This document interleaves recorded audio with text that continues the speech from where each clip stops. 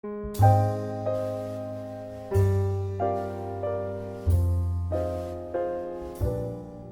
bom dia.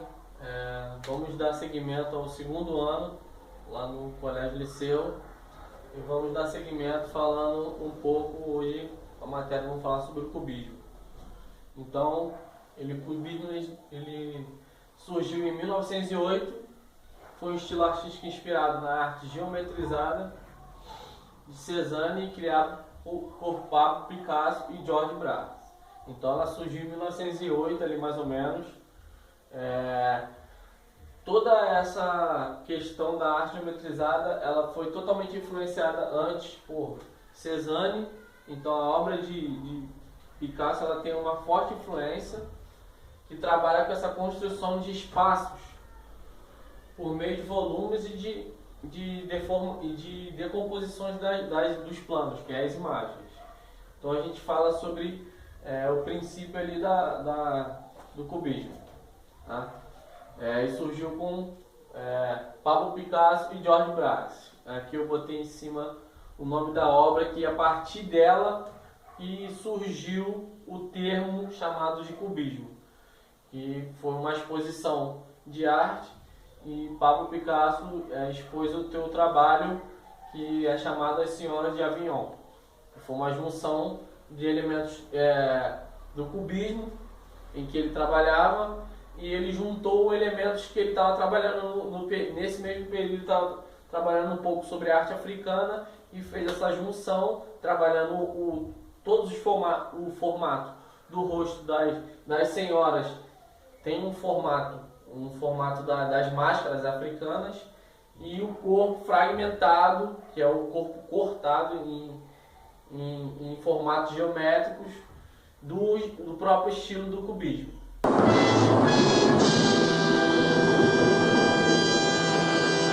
E a partir dessa obra, na exposição que surgiu, que foi então George Braque e Pablo Picasso, utilizaram por meio da exploração dos espaços e objetos em 3 dimensões.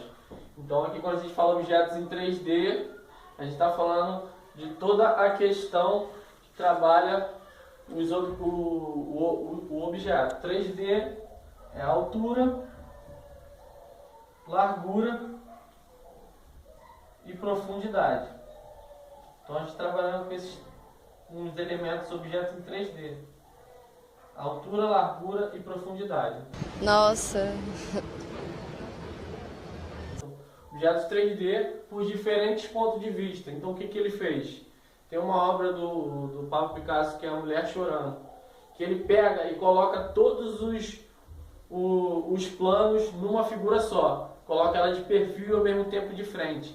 Então ela pega todos os planos numa dimensão, numa imagem só. Então, se vocês verem na obra, ela está de perfil e ao mesmo tempo de frente. Então ele quebrou todo esse paradigma, quebrou esse uso da perspectiva que foi usado anteriormente nas academias de arte e no Renascimento, que surgiu também. Então ele quebrou esse paradigma de que não poderia usar, e quebrou usando todas as perspectivas num plano só. Por diferentes pontos de vista, como eu falei, essa obra, e de vários ângulos. Então ele colocou todos os ângulos num cenário só, numa obra só, e nessa obra fala muito. Dividiu-se em 2 vertentes. Então o cubismo ele teve 2 vertentes. Um lado, que foi o cubismo analítico. O que foi o cubismo analítico? Não sei. Eu botei até em parênteses geométrico, que se caracteriza toda essa geometrização, tanto do corpo, das imagens, as imagens, dos objetos, se caracterizavam pela desconstrução do mundo visual, de tudo que as academias estão trabalhando com alguns conceitos. O cubismo analítico quebrou, desconstruiu isso, toda essa função, trabalhando com esses pontos de vista e vários ângulos numa obra só. Esse foi o cubismo analítico. Outra coisa também que o cubismo analítico trabalhou também foi a monocromia. Eu não coloquei aqui, mas o que seria essa monocromia? Monocromia, quando é trabalhada uma cor só em tonalidades diferentes. Você entendeu, velho? Então, se eu vou colocar no final do vídeo algumas obras do cubismo analítico, que foi algumas obras em tom marrom, cinza, num tom só. E foi o uso da monocromia foi muito usado aqui no cubismo analítico. E o cubismo sintético, que ela se caracterizava pela colagem de vários materiais diferentes e o uso desse material. Então aqui se caracterizava pelas colagens, pelo uso do espaço vazio. Então aqui o que predomina nesse cubismo sintético o uso de vários materiais. Então foi uma reação à fragmentação. O que foi a fragmentação? Foi a reação ao cubismo analítico, que trabalhava os elementos e as pessoas fragmentadas, recortadas e geometrizadas também. Então foi reação à fragmentação e começou a introduzir elementos, números, letras, vidro, textura, tudo isso feito na colagem. Textura, sensações que acabam tornando mais táteis do que uma própria pintura, colocando esses elementos. Tá bom. Então aqui eu coloquei as características. Utilização de forma e volume geométrico no cubismo analítico. A decomposição das imagens em formas geometrizadas, como eu falei, as imagens, objetos, pessoas, tudo em formato geométrico. E o renúncio do uso da perspectiva. Então ela renunciou toda essa perspectiva, quebrou com subverteu esse uso da perspectiva, colocando todas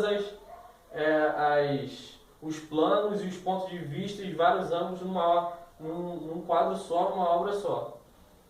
E deixar para vocês atividades, queria deixar que vocês fizessem uma releitura de alguma obra, de algum artista do cubismo, mas do cubismo sintético, que usa esses elementos. Mas, por favor, usem os elementos que vocês têm em casa, senão, com certeza, vocês não vão ter nem os exemplos que estão aqui, não vidros, números, mas procurem usar a textura. Se vocês tiverem pano, algum tecido para utilizar, para fazer que é um tipo de colagem, que foi o cubismo sintético, e utilizar desse material, tecidos, panos e outras coisas, tá? E é isso aí, tchau, tchau.